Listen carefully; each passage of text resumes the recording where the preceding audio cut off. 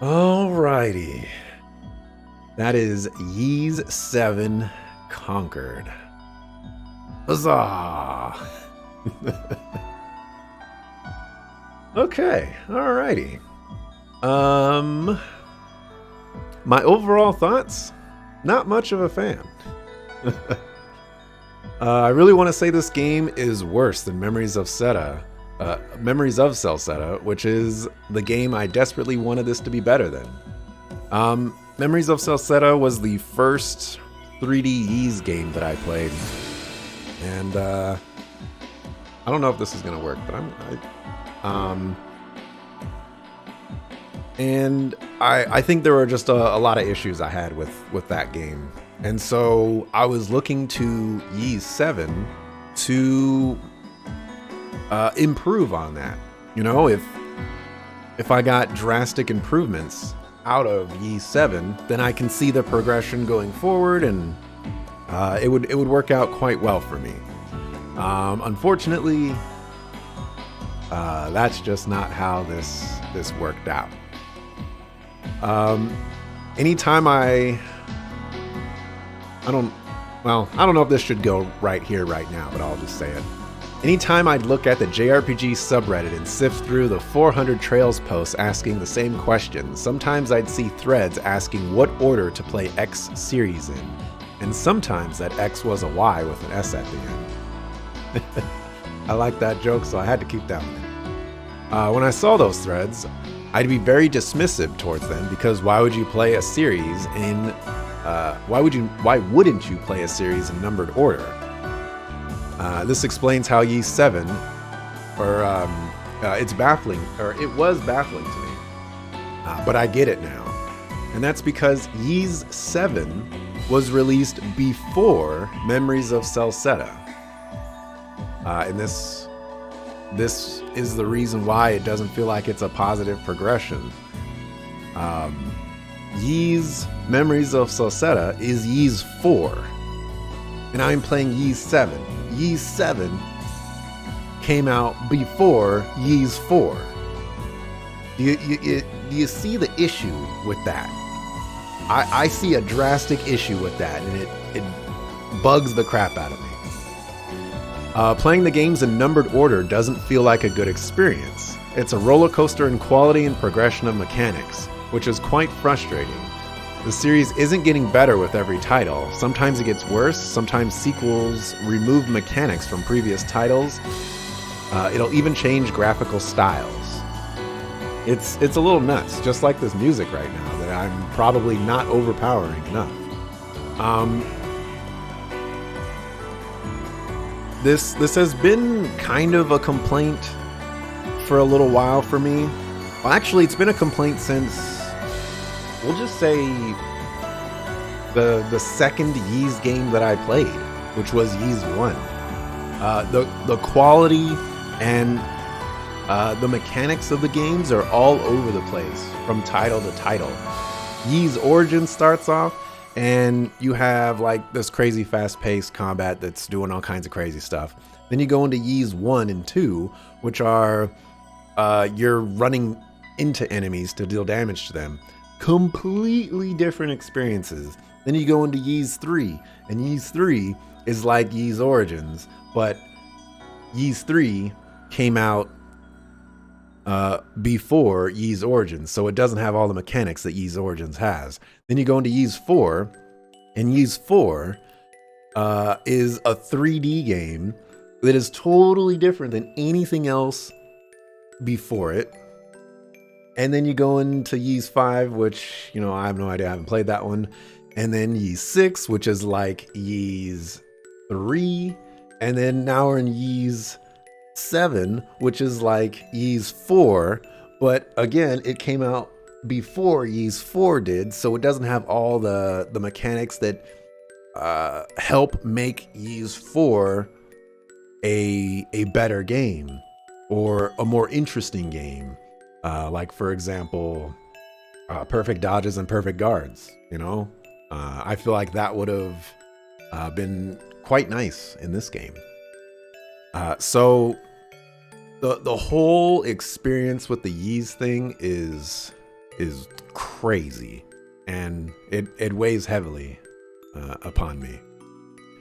I don't think the 3D Ys games know how to recapture the feeling I want from the 2D or the 3D sprite games.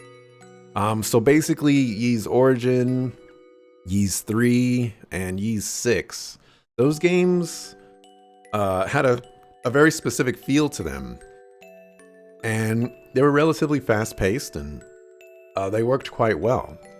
But these 3D games, I just don't feel like they're doing the same thing. They're not moving at the same pace. They're not. The combat is not as interesting overall, and it really does feel like the series is moving backwards, I guess, which is also crazy to think, because in playing Ys 7, mechanically speaking, the series moved backwards. You know, it's awkward. So the story, was it satisfying? Not really. I wasn't really rolling with the story.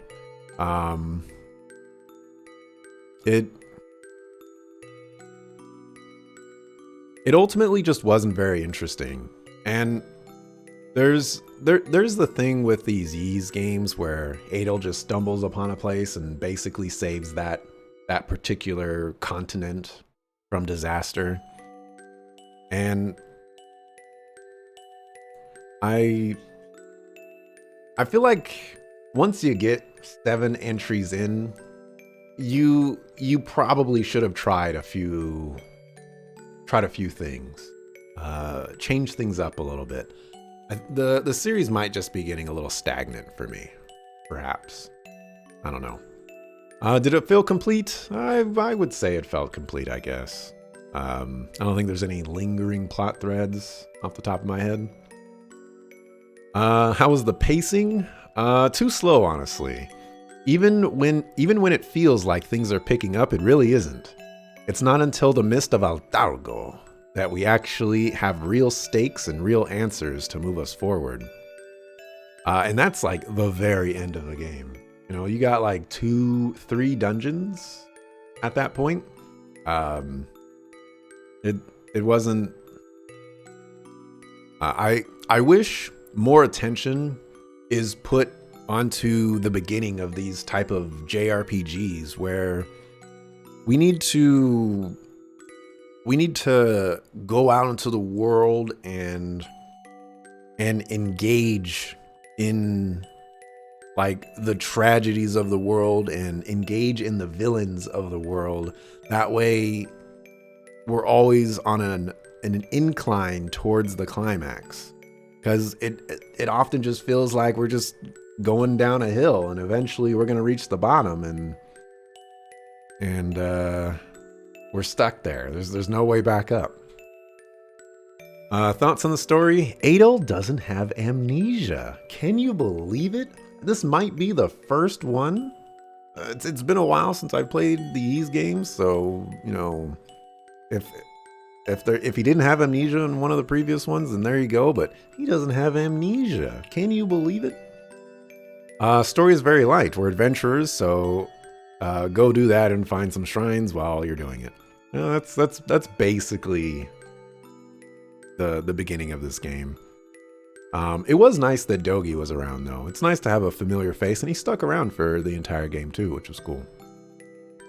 Feels like a common thread in Ys games to hide the villain for as long as possible, and it works well for a nice twist, such as what was done here. However, I'd like to see the formula changed up a bit, reveal a villain early, hunt them down, etc. Yeah. I kind of touched on this already, but we're on the 7th game of the Ys series, and I've played 6 of those 7 games. And I think some diversity, some formula changes are definitely were needed a few entries ago, but it's becoming stagnant currently. I would say overall, I'm not interested, or not very interested in the story. It's just not doing anything I haven't seen in a Ys game before, and I've touched on that already too. Gameplay mechanics and design. What gameplay elements stand out? I like that I can save anywhere. It's kind of crazy to think in the modern era that you're playing an action RPG and you can't really do modern things like save or access your inventory whenever you want or something like that, or have fast travel options. So those type of things I really appreciate in games like this. You can... It's just nice quality of life, I guess, and saving anywhere is always preferable. Not much of a fan of retreading the same areas. The sanctums could have been somewhere else. Yeah, this wouldn't have been an issue if they didn't get rid of the teleporting. Like the whole like, oh, there's an earthquake and it totally changed everything, so now you have to walk everywhere to get the teleporters back. That was some bull crap.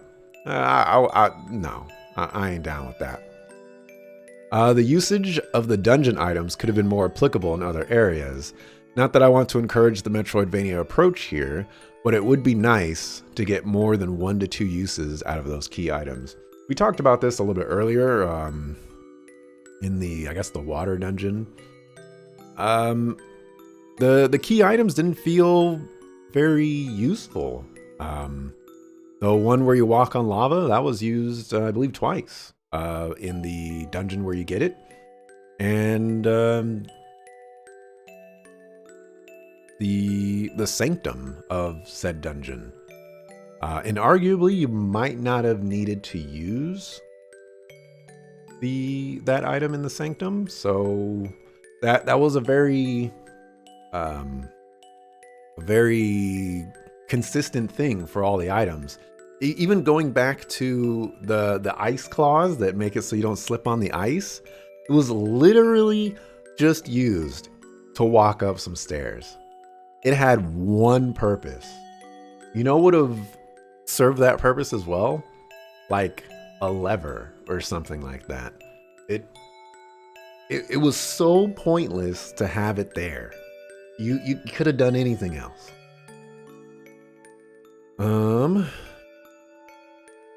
I would say overall, I'm a fan of how weapon skills are handled. I like that I can learn from a weapon and then equip any weapon that I want. I think this system was in Memories of Celceta, maybe. So I guess it originated with this game. And I would say I'm a fan. I like being able to choose what abilities I want. It's also kind of cool. I think they could have done this in a different way, but I also think it's kind of cool that I don't necessarily have to purchase every single weapon. I can kind of get an idea of what the skill is going to do and decide, is this worth buying this weapon to get that skill? You know, whether it gives me more attack or not.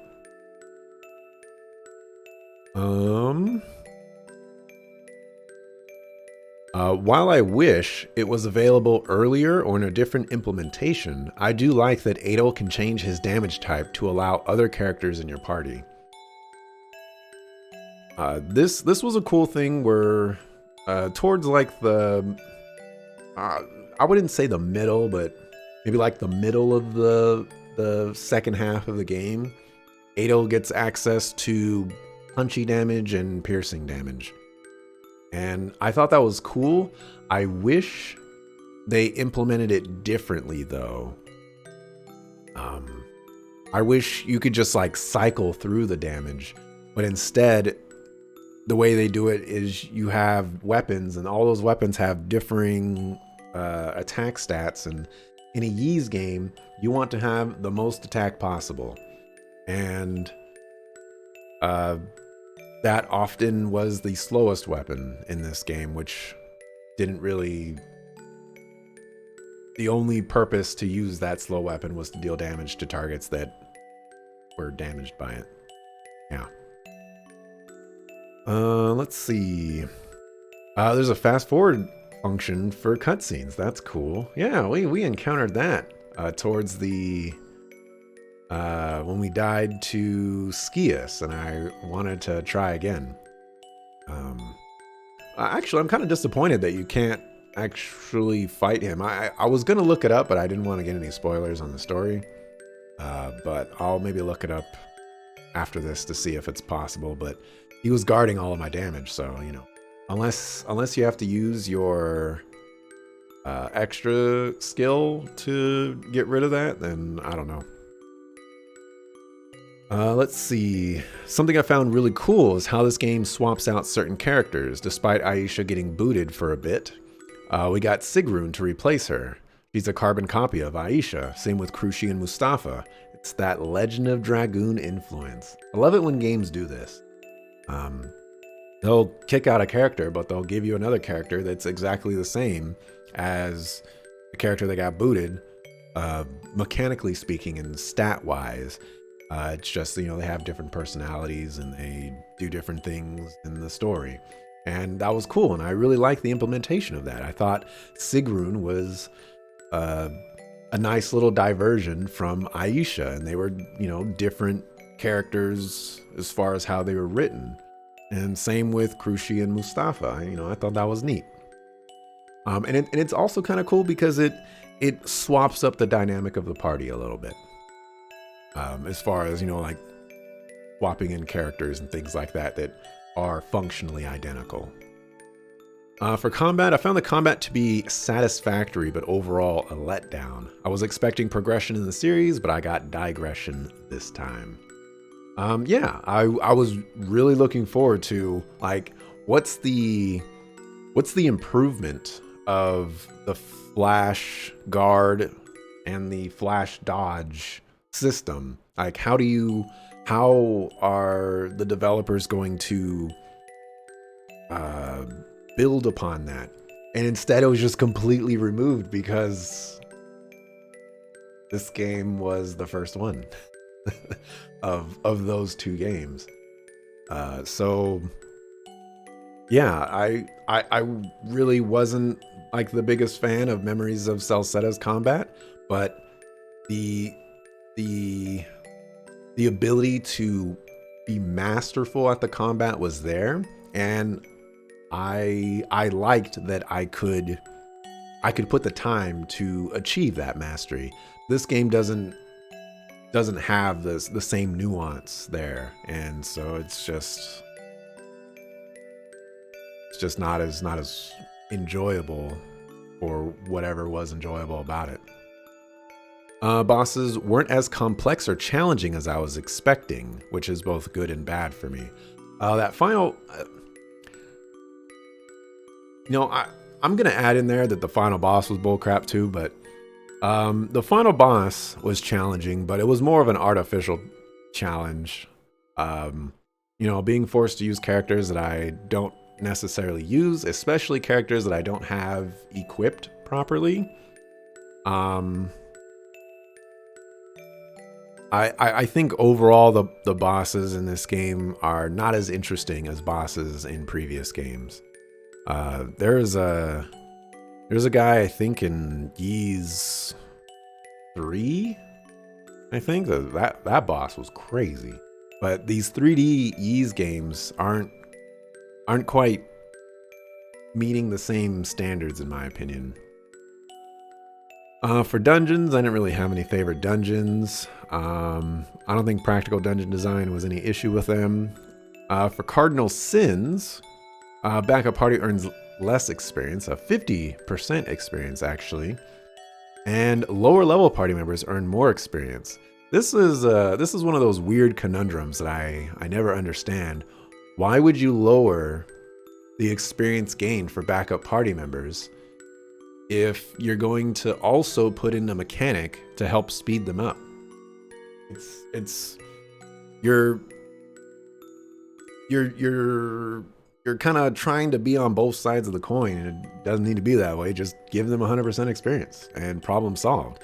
And that would have also further alleviated some of the issues that I had on the final boss, where some of my characters might have been a little underleveled for said boss. You know, I'm really, really fortunate that I split up my party composition in the way that I did so that I had somebody useful in every single stage of the fight. I had Elk in the first stage, I had Aisha in the second stage, and then Adol in the last one. If it would have been, I guess, kind of unlikely for that to have occurred differently, but you know, what if I wanted to use Aisha and I don't know, Crushi, you know, that first stage, which was ridiculously difficult, that one might have been a little too tough for me. I don't know. Escort missions. There's an escort Tia to Altalgo City, and inside the sewers. And you know, I'm just not a fan of escort missions. They're not fun. I got an achievement for her not taking any damage the first escort mission, but don't do escort missions. They're not good. Forcing the player to use certain party members. I had to use Dogi and Geis against Skias. And yikes. But also I had to use all those party members for the final boss fight. And yeah, I'm never a fan of that. And then there's obviously the silent protagonist, Cardinal Sin, which I have waived for the Ys games up to Ys 8. So it still commits the Cardinal Sin, but there's that. For miscellaneous sound and music, I dig the music. You know, I think the Ys games have always had pretty solid music, so I'm happy with that. I like the graphics. You know, graphics aren't something that I put much time into or whatever, but I don't think there was anything in this game where I looked at it and be like, you know, that could have been better. There were some background images that could have looked a little bit better, but this is a PSP game, you know? It's fine. Replay value. Does the game offer additional story content in a second playthrough to warrant playing the game again, such as Fire Emblem Three Houses, for example? No. Not that I can see. If the developer is watching. Sadly, this wasn't the experience I hoped for. Memories of Celceta was a huge miss for me, and Ys 7 is a precursor to it mechanically speaking. I've touched on this a lot of times. It just comes down to I wanted the series to move forward, and I instead somehow found myself moving backwards, and that is wild. As someone who wanted to play the games in numbered order, I'm really confused about the process. Ys 4 and 7 are 3D games. Everything else before those are 2D sprite games. Games like Ys 7 are remastered before games like Ys 4. I know the games aren't connected hardly at all, but it's confusing to find mechanics 3 games ago, not in the current game. I'm sure it will be even more confusing when Ys 5 gets translated to the West. Yeah, I don't know if I touched on this already, but it just seems weird that the games didn't come out. Hey, we're going to do Ys 1, and then we're going to do Ys 2, and then 3, and so on and so on. But instead it's like, yeah, we're going to do 6, and then we're going to do 4, and oh no, before 4 we're going to do 7, and then let's do 3, and it's just all over the place, and the quality is all over the place, and like everything is all over the place. You can't. There are no 2 Ys games that you can play in numerical order that are the same, except for Ys 1 and 2. And that's kind of arguably one game too. You know, if you really want to go that deep into it. But you know, like Ys 1 and 2 are basically the progression that I was looking for in the entire series of you start off with the basics in 1, and then Ys 2 is more or less 1, but it adds like, you know, a couple of new things, you know, changes up 1 or 2 things, and it's cool. And then Ys 3 is a totally different experience.